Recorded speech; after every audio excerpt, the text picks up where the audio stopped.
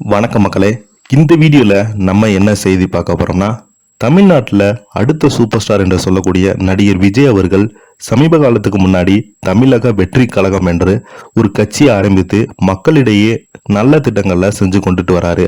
இந்த நிலையில நேற்று பார்த்தீங்கன்னா நம்ம நிறைய மதிப்பெண் பெற்ற மாணவ மாணவிகளுக்கு விருது வழங்கும் விழா கடந்த வாரமாக நடந்து கோலாகலமாக நடந்துட்டு வருது. இந்த நிலையில தமிழக வெற்றி கழகத்துடைய நிர்வாகிக்கு திடீரென உடல்நலக்குறைவு ஏற்பட்டு விருது வழங்கும் நிலாவில் மிகப்பெரிய ஒரு பரபரப்பை ஏற்படுத்தியிருக்கிறது.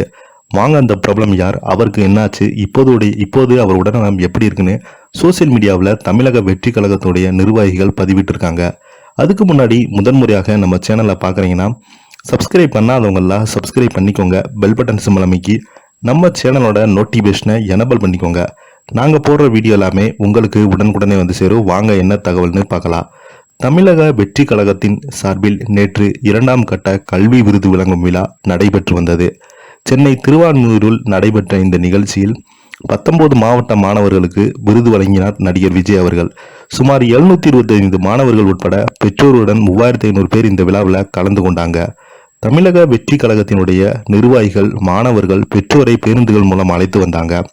இந்த நிலையில நடிகர் விஜய் விருது வழங்கும் விழாவில் தமிழக வெற்றி கழக நிர்வாகிக்கு திடீரென உடல்நல குறைவால் வலிப்பு ஏற்பட்டு மயக்கம் ஏற்பட்டது.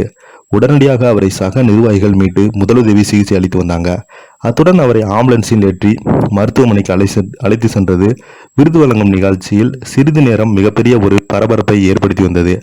ஏற்கனவே 21 மாவட்டங்கள் மாணவர்களுக்கு விருது வழங்கப்பட்ட நிலையில இன்று 19 மாவட்ட மாணவர்களுக்கு 2ஆம் கட்ட கல்வி விருது வழங்கினார்.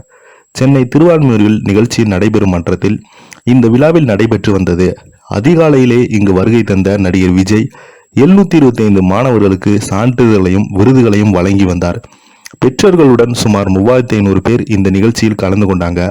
அறுசுவை உணவு வழங்கப்பட்டது. மொபைல் எடுத்து செல்ல தடை விதிக்கப்பட்டது. தமிழக வெற்றி கழகத்தின் மாணவர்கள் பெற்றோரை பேருந்துகள் மூலம் அழைத்து சென்றாங்க.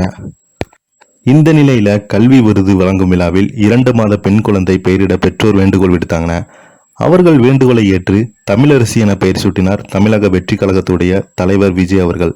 தலைவரால் பெயர் சூட்டப்பட்ட வேண்டும் என்பதற்காகவே தன் மகளுக்கு இதுவரை பெயர் சூட்டாமல் காத்திருந்ததாக குழந்தையின் தந்தை கூறிய நிகழ்ச்சியை ஏற்படுத்தியது.